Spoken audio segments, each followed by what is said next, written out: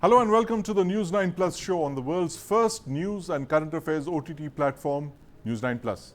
Elon Musk, in a post on X, has raised concerns about electronic voting machines, suggesting they should be eliminated due to potential risk of being hacked by humans or AI, even if the risk is minimal.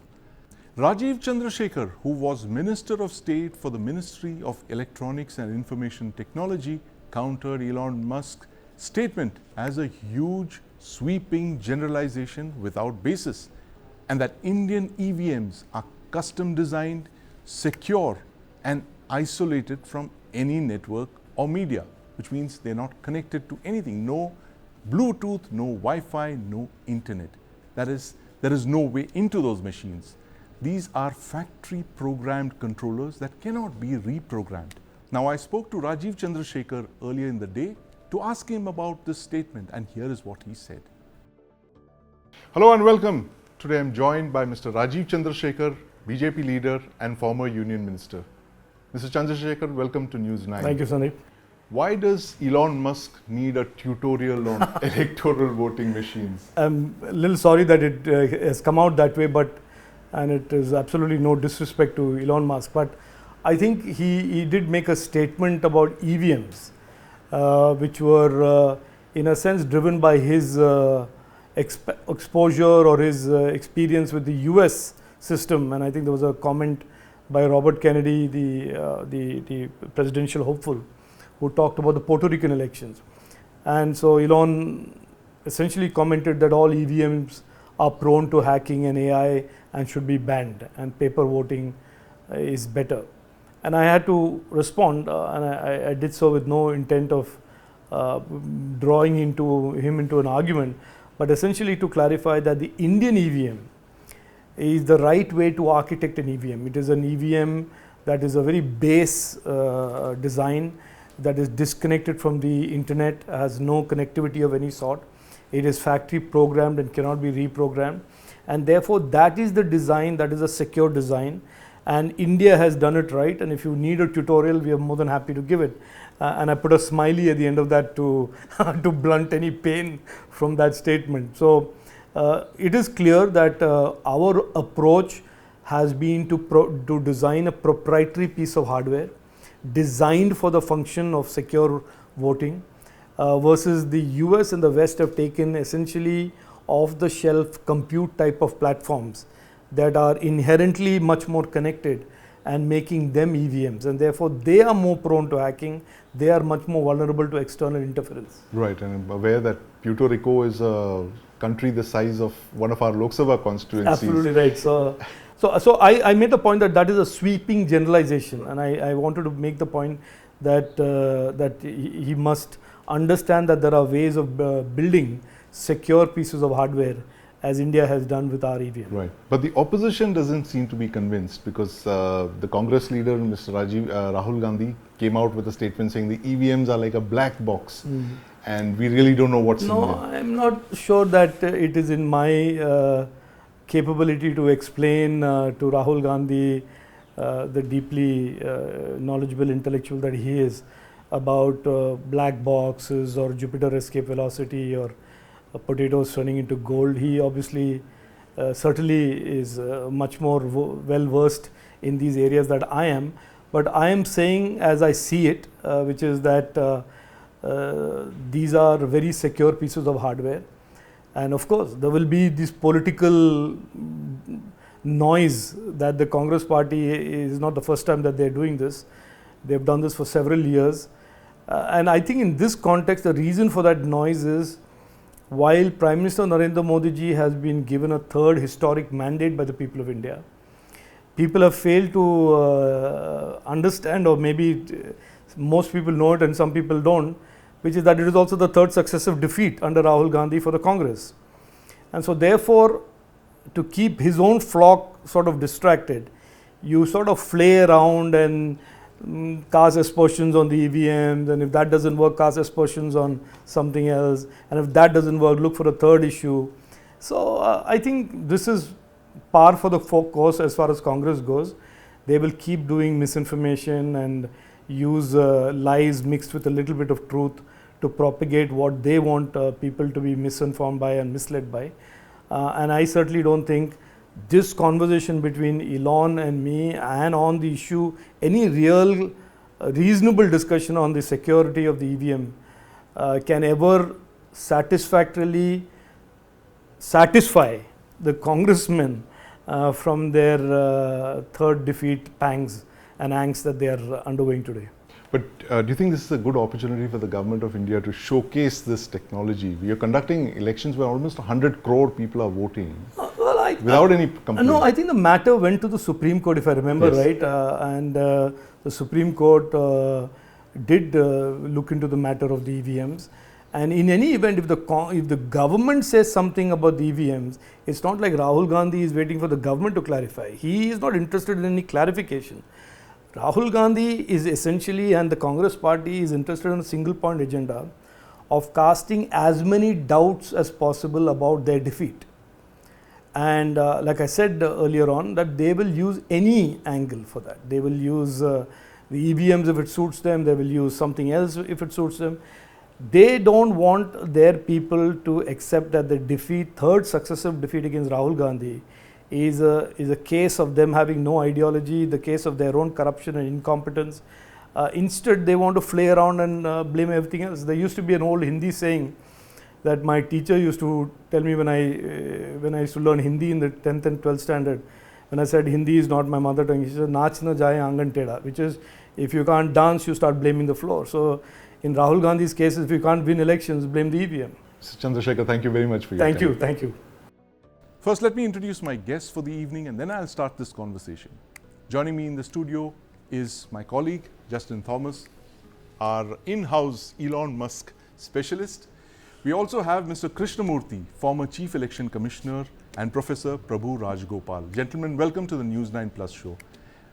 I want to start by asking you, Mr. Krishnamurthy, this spat between Rajiv Chandrasekhar and Elon Musk, what does it tell you about the global debate about electronic voting machines? Bear in mind that India has conducted the world's largest elections in human history using electronic voting machines. No complaints were recorded until recently. I'm appalled at the statement made by Mr. Elon Musk. He may be a very successful business entrepreneur. I question his authority to talk about the Indian electronic voting machine. Has he had a look at the machine? Has he made some kind of a test? Has he made a research study of this machine? It's very unfortunate that the Western powers seem to be quite unhappy if anything is done successfully in India. For your information, in 2004, I have an article by an American author, Eric Werner, called the Bombay Ballot. It is on September 29, 2004. He gives a glorious tribute to the electronic voting machines. I'll read a limited portion of what he has said. Remember the Cold War take off Soviet and American scientists being to solve the problem of writing in zero gravity. Yes. NASA spent decades and millions of dollars developing the high-tech American pen. Solved the problem another way, they just used the pencil. This seems to be the case as the world's largest democracy, India, and the world's most powerful, the United States, scramble to solve another technological puzzle. How to count the votes accurately and transparently. This is what he has said in the article. Of course, he has long justified how the Indian voting machine is superior. He further says there is no networking in the Indian electronic voting machine, and it is far superior. And here, the man thoroughly says all electronic voting machines can be hacked. I am surprised. What authority has he got to question the credibility of the Indian voting machines? I have no doubts whatsoever. It is India's pride. It is operating on its own battery, and there is no question of any internet or OTP or networking problem in this machine. I wish Elon Musk comes here and spends some time with our the Bharat Electronics and Electronic Corporation of India, who manufactures this machine with a remarkably low price. So I have no doubt that Mr. Elon Musk has no authority to question the credibility of the Indian machine. Absolutely. Professor Rajgopal, you've been at the forefront of EVMs. You did this voting in the IIT for the next generation of voting, that is vote from home, vote from anywhere. I mean, if what you've suggested is implemented, I mean, even EVMs could be passé. But, you know, coming back to what Elon Musk said, he got into this spat with Rajiv Chandrasekhar on X, where he says anything can be hacked. I'm sure it can be, but as of now, as on date, as of 2024, do we have a system better than the one that exists? The EVMs that India just use for its election. So the EVMs, as the Honorable Election Commissioner says, are beautiful because just like Rajiv Chandrasekhar rebutted Elon Musk, right? You cannot hack a toaster or you cannot hack a calculator, right? Because right, these are not networked. So I think Elon Musk is coming in from a very specific, world where everything is intelligent and everything is networked. Right. So you're talking about machines that are a generation or two, behind deliberately by design, right? So therefore, the EVMs provide us a very, very strong basis for a non-corruptible election. But the caution is that they are two generations tech-wise behind. So what we have been working on is a way in which we can come to the latest generation, which is what we call as the Industry 4 or Industry 5 standards, which is all about network systems and so on. And then how do we still preserve the integrity of the data the way EVMs can work? So the major challenge with EVMs, and it's not a challenge as such, it's more of a logistical issue, is that counting has to be done, and it can take half a day to it can take about a day, while it is generally completely tamper-proof, but it takes a while to count those numbers. So what we've been trying is we've been proposing a blockchain-based system, and again we are not proposing a system where all computers are networked, because that will then lead to exactly what Musk is cautioning against, saying that anything can be hacked. Anything can be hacked provided it is on a network. Right. So what we've been saying is we can have an internet of intranets. That is, there are local networks that are completely isolated from a global network, when only a hash is passed along from the local to the global. And this way, once you have the data on a blockchain, for example, counting becomes automatic, and that will be the biggest advantage of what we are proposing. And perhaps it could even be a hybrid of previous generation. Voting machine like what we have, but with a little bit of an add-on, like when Reliance tried to convert a 2G machine into a 3G device, for example, they just had an add-on box. So yes, we could do something similar as well in this context. Right, absolutely. So, I mean, Professor Rajgopal, they're already talking about the next generation in EVMs. Possibly that's what Elon Musk was hinting at, Justin, when he said that, these network devices have a problem, they can be hacked. But not a toaster, certainly neither a calculator. But, Elon Musk has got this yen for controversy. He dives into it wherever he spots one, and we've seen that in the past as well. But yes, do you think he's bitten off more than he can chew with this EVM debate? I think it's the Indian opposition is the one who actually gave weightage to Elon Musk's statement, because I believe Elon Musk was talking about other EVMs that are based on internet platforms. He was talking about the Puerto Rican election. He was referring to those cases. But of course, EVM being such a hot topic, reminder that during these results, when the latest results came in, opposition never blamed those EVMs for the numbers that they got out here.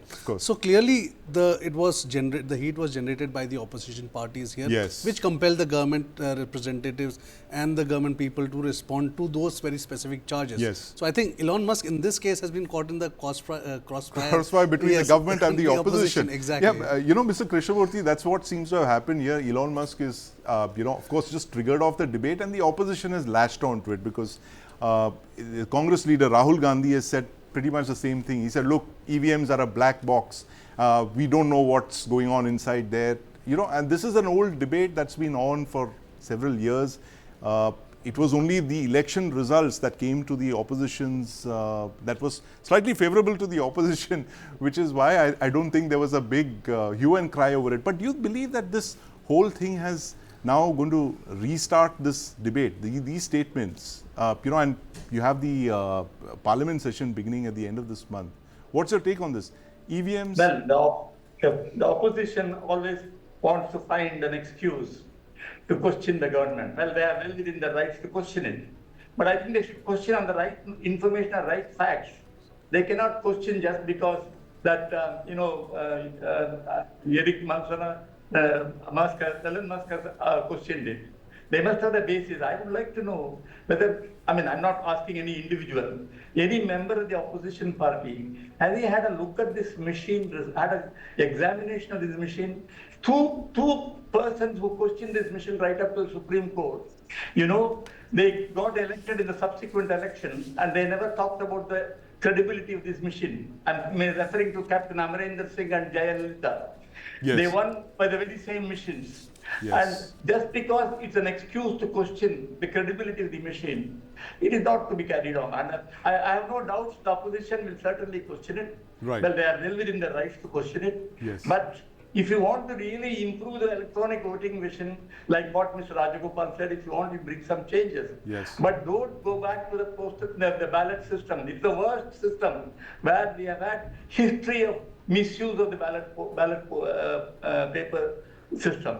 So we should improve if you want to improve, but you should not go back to the old system. And I have no doubt, right from the beginning in 2004, when I, as the Chief Election Commissioner, had it introduced or implemented in all the polling booths in India for the general elections. I had no doubts then, I have no doubts now. It is the most credible instrument, and we as Indians should be really proud of these local machines.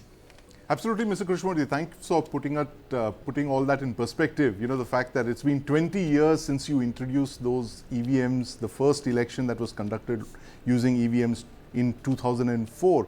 But, there's an entire generation of Indians for whom EVMs are now like, part of daily life. They're like the internet, they are like computers, they are like Wi-Fi. We don't know what the, what life was before all of these technological breakthroughs. But for the India that doesn't know what elections look like before EVMs arrived, give us a sense of what it was like, what an absolute nightmare it was for the Election Commission to manage this, voting with paper ballots. Tell us what it was like pre-2004. But I'll go right from the first election in 1951-52, when I think Mr. Sukumar Sen was the Chief Election Commissioner. I think he deserves to be recognized for a Bharat Ratna award, because he's the one person who conducted the first election, and where a ballot box was kept for every candidate initially. He had to prepare the voter register. He had to ensure that anybody who had an authentic citizenship record, he had to be allowed to be voted. And a kind of mammoth or massive work, he had to prepare the manuals for the polling officials and so on. And over a period of time, gradually we introduced the electronic photo identity card.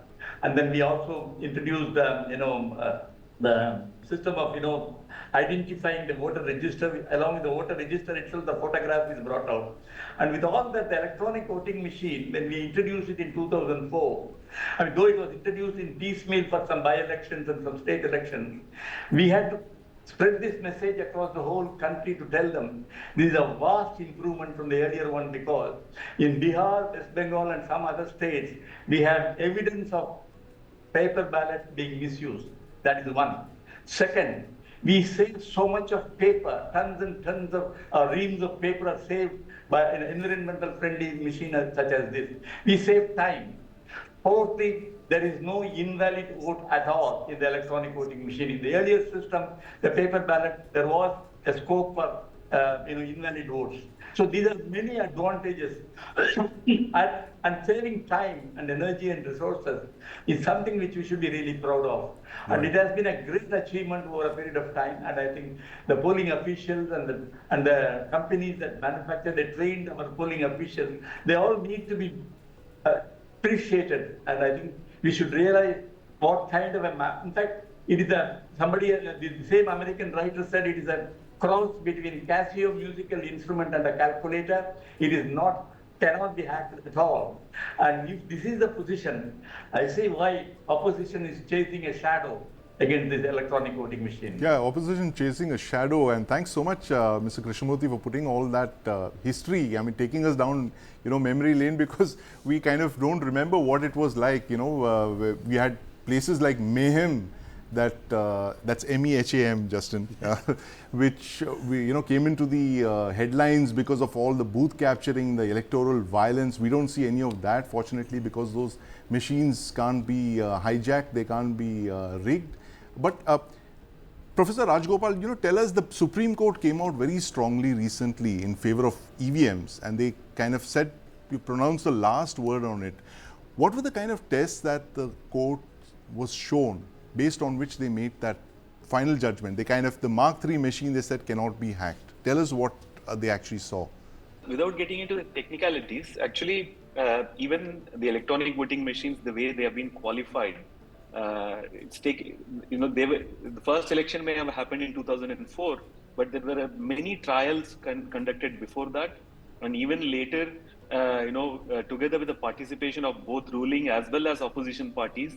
Election Commission does not, I cannot, Mr. Krishnamurthy is here, but I can just say the Election Commission does not take on any technology without extensive trials as such, right? Without extensive, double-blind scientific trials.